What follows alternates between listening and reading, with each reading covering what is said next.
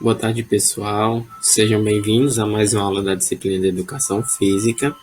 Na aula de hoje, nós vamos falar sobre o sistema esquelético, visto que esse é um ponto muito importante, né, para que nós possamos adquirir conhecimento dentro da disciplina, certo? É o conhecimento sobre o nosso próprio corpo, né? E o sistema esquelético é uma peça fundamental para o funcionamento do nosso corpo e por isso nós vamos estudá-lo para que posteriormente nós consigamos desenvolver outros conteúdos, como sistema esquelético e algumas partes relacionadas ao movimento corporal, pessoal. Bom, o sistema esquelético.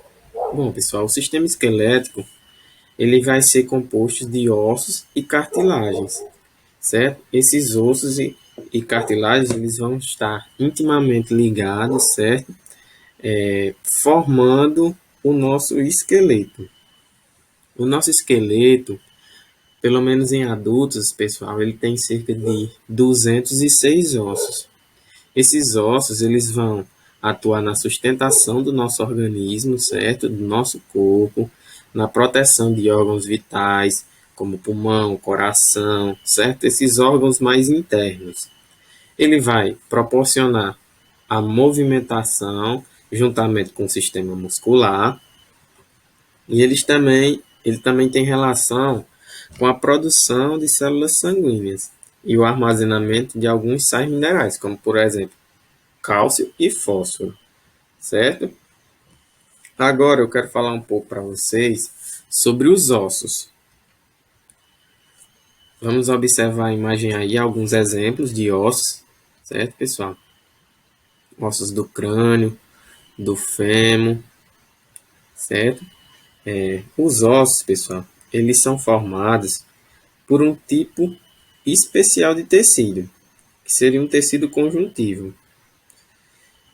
O tecido ósseo, esse tecido conjuntivo, ele vai ser um tecido composto de minerais, como o cálcio, em sua maior parte. Esse tecido, ele é formado por células vivas. E essas células, elas vão gerar outros tecidos. E agora nós vamos ver os principais ossos. Os principais ossos do nosso corpo. Como podemos observar na imagem, nós temos os ossos do crânio, maxilar, mandíbulas, que são ossos que estão ligados à nossa cabeça, pessoal. Temos a clavícula, escápula, que unidos formam a nossa cintura escapular. Temos as costelas, o úmero, esse braço, esse ossozinho aqui que fica próximo ao ombro, né, comprido, que a gente chama de braço, né? O externo, que é esse osso que divide as costelas. Temos a coluna, as vértebras, né, que são os ossos que formam a nossa coluna, a una, o rádio, fêmur, vários ossos, pessoal. Então, eu quero que vocês observem bem a imagem. E agora nós vamos classificar esses ossos. Como nós podemos classificar esses ossos? Os ossos do corpo humano, pessoal, eles podem ser classificados em ossos longos, ossos curtos, ossos planos, ossos irregulares e ossos sesamoides. Os ossos longos, eles vão apresentar um maior comprimento em relação à largura e à sua espessura. Como exemplo, eu posso citar o fêmur, a una, certo? Deixa eu voltar aqui o slide para vocês verem, ó. O fêmur é esse ossinho ali, ó, na parte inferior do esqueleto. Ossos curtos são o comprimento deles, ele vai ter uma igualdade com a largura e a espessura. Eles são equivalentes, digamos assim. Exemplo de ossos curtos: o tarso e o carpo, que são ossos da mão.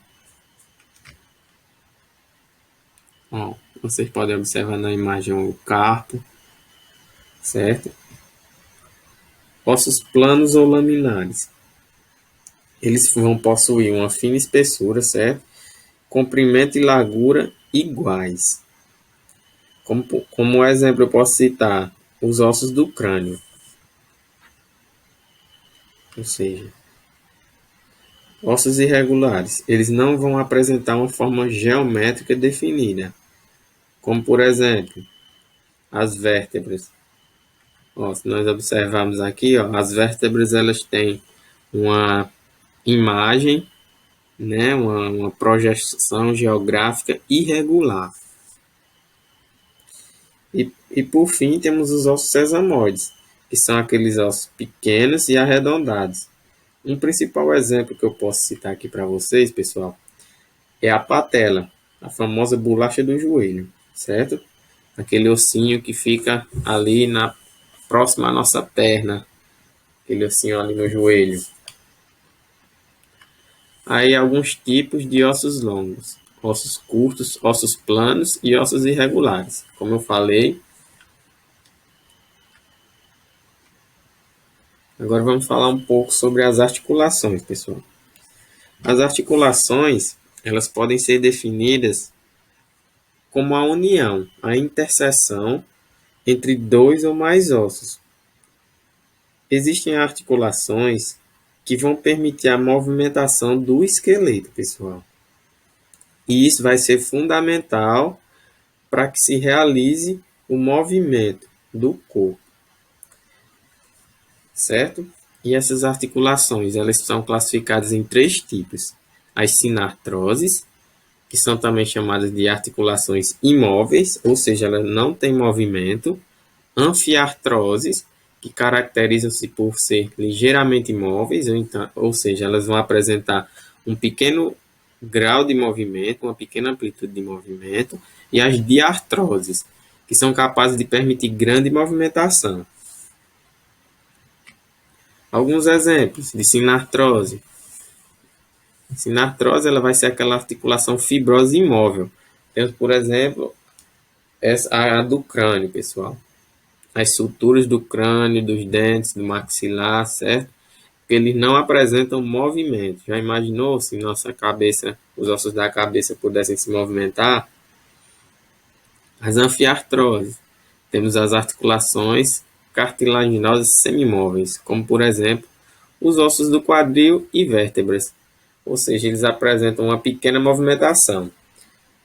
Esse da cintura pélvica, ele sofre até uma pequena dilatação nas mulheres, quando elas estão próximo a dar à luz.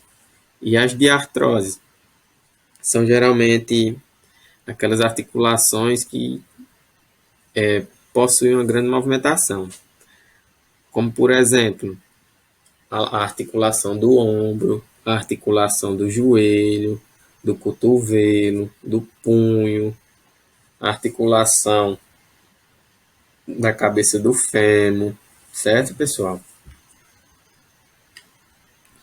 E é isso, pessoal.